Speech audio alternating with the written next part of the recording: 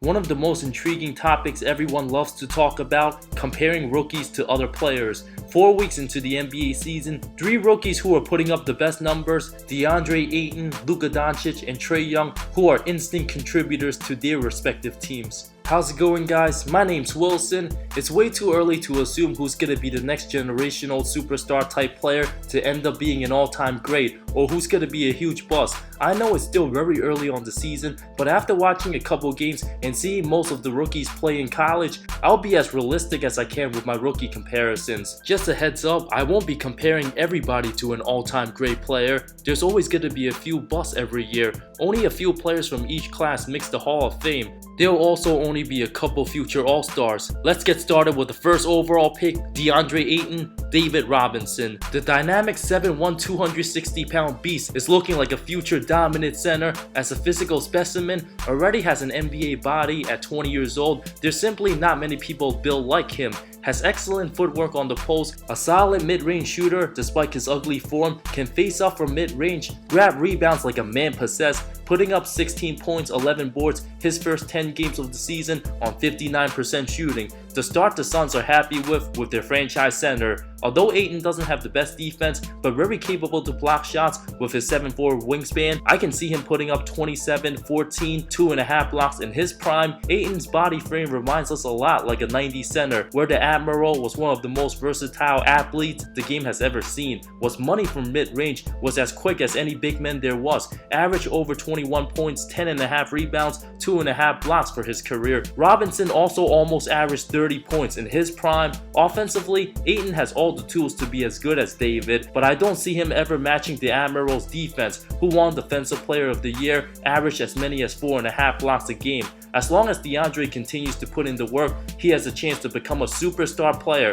I can't imagine how Jack he'll look in his prime. Marvin Bagley, Chris Bosh. Both left-handed at 6'11", 235, their body frames are nearly identical. Bagley always has motor to attack aggressively and score a bunch of points, has excellent footwork, will throw down some vicious dunks here and there. He's everything you want from a small ball 5, can space the floor, shoot the 3, has a decent jumper that will improve over time. His 59% free throw percentage must also improve, and he's not really a rim protector, not built to bang inside. Young CB was an absolute beast with Toronto, put up 24 and 11 the year before going to Miami, had an excellent quick first step, was deadly from mid-range, often blew by defenders with his speed, not known for his defense, sacrificed a lot of his game with the Heat, eventually developed into a solid 3-point shooter. Luka Doncic, James Harden. I know y'all probably think I'm crazy right now, but Luka has been by far the most impressive rookie. The Slovenian prodigy's living up to the hype as the most intrigued international prospect we have ever seen.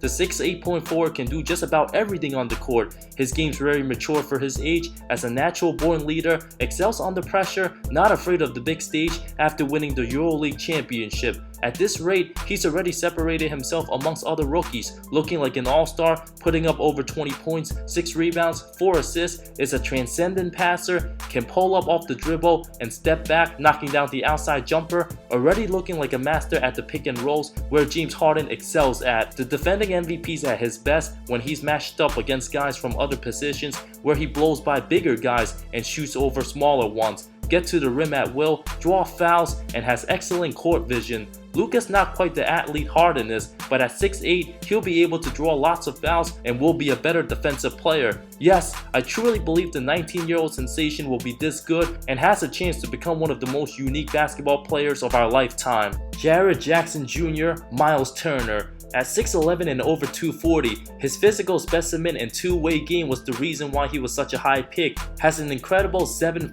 wingspan, can run the floor, capable of hitting from mid-range, and will show his versatility switching onto guards in the pick and roll. I could have compared him to a better player like Jermaine O'Neal, but he was very inconsistent at Michigan State. Myles Turner, on the other hand, is an excellent shot blocker, a decent role player who's not a great rebounder, has good physical attributes, and still has plenty of work cut out for him. Trey Young, Mike Bibby. I know many people compare the 6'2" point guard to the likes of Steph Curry and Steve Nash, but those are unfair and unrealistic expectations for a 20-year-old. His game is very similar to Curry in terms of his unlimited range, can pull up from 30 feet, already attempting over 6 threes a game, but he's the type of guy who will be very inconsistent with his shooting percentage from time to time. Is a big-time liability on defense, not an explosive athlete, will struggle finishing at the rim amongst the trees. Mike Bibby during his playing days was a solid 15-point career scorer, was the second overall pick in the '98 draft, surrounded by good players like Chris Webber and Peja Stojakovic, where the offense ran through them.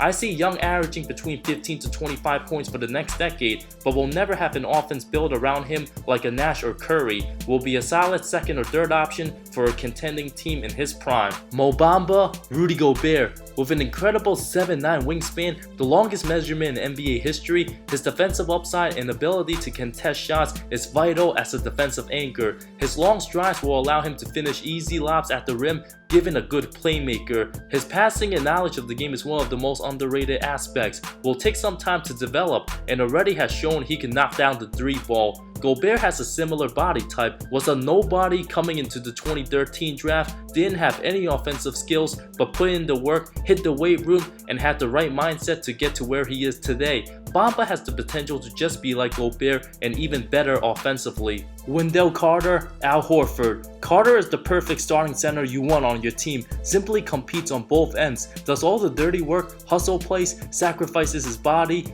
makes winning plays that doesn't appear on the box score, barely has any weaknesses in his game. Just like Horford, Carter's not an elite athlete, but a good outside shooter, can finish with either hands and knows how to box out. Al Horford's been one of the most consistent players throughout the decade, an excellent second or third option on a contending team, plays very well within his role, very unselfish and poised, always at the right place at the right time, and tends to make good decisions with a very unselfish attitude. Collin Sexton, Eric Bledsoe. Sexton is a score-first type of guard and not really much of a playmaker, has excellent lateral quickness, a shifty ball handler with a quick first step, very fearless attacking the basket, and has a solid jumper. Bledsoe, who's in his 9th season, is also a score-first point guard, a lead ball handler, and constantly in attack mode looking for buckets. Put up 21, 5, and 6 during his prime with Phoenix. I see similar results for Sexton later on. Kevin Knox, Tobias Harris. Some Knicks fans are probably panicking right now as the 6'9" rookie hasn't gotten off to the best start, has all the athletic traits and length to be a go-to scorer, has excellent body control driving past defenders. Although his jump shot's mediocre and his defense is inconsistent, Coach Fizdale will make sure he'll fix that. Harris, on the other hand, is an excellent mid-range shooter, can simply get buckets now at the early prime of his career, averaging more than 20 points, 8 rebounds this season,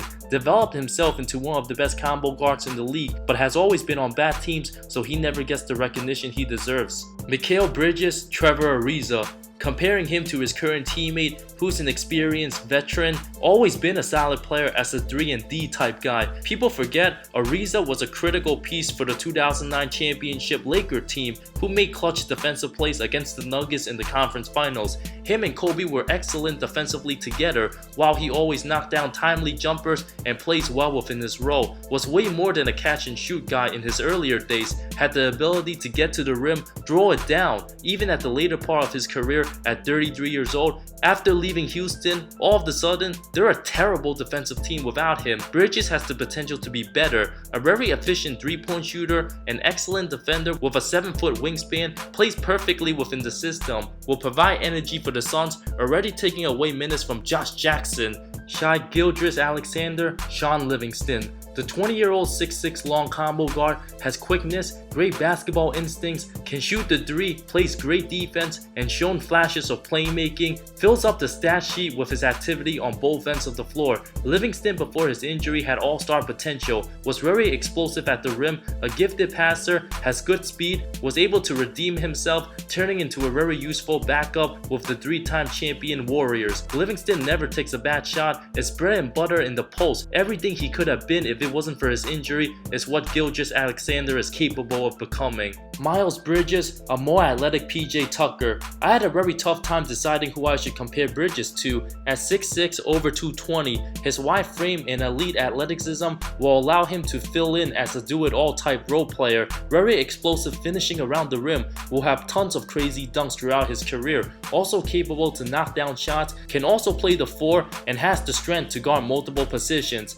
At times, he can get sloppy with his handles, rarely draws fouls where I don't see him being an all-star type player, but a very solid, useful role player. Like Tucker, who's considered a 3-and-D type guy, is just an okay 3-point shooter. Just like Bridges, a good all-around player with positional flexibility, very scrappy on defenders, loves to get physical, and brings good energy and toughness to the team.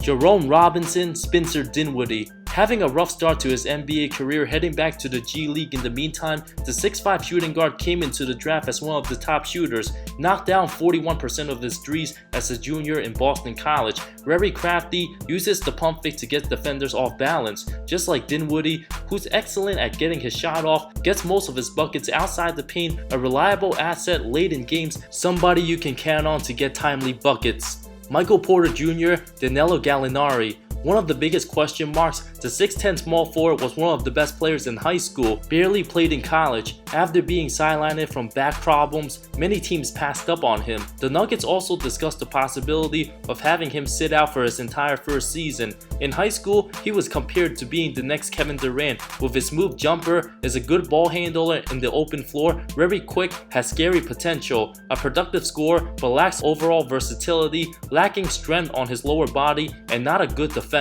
Gallinari in his best days was a near 20-point scorer, can create his own shot, knock down the 3, and was excellent finishing in transition, but injuries have bothered him throughout his career. Porter Jr. has the potential to be better than Gallo, but his health raises a huge concern. Those were all my comparisons of every lottery pick for the 2018 draft class. Who do you guys think will end up being the best player in the draft? What other comparisons do you guys have in mind that I haven't mentioned? Let me know in the comments below. Thank you so much for watching this video. I talk NBA comparisons, amazing storylines, NBA history, and anything basketball that will interest you. If you love the NBA, subscribe to my channel. More great stuff coming soon. See you next time.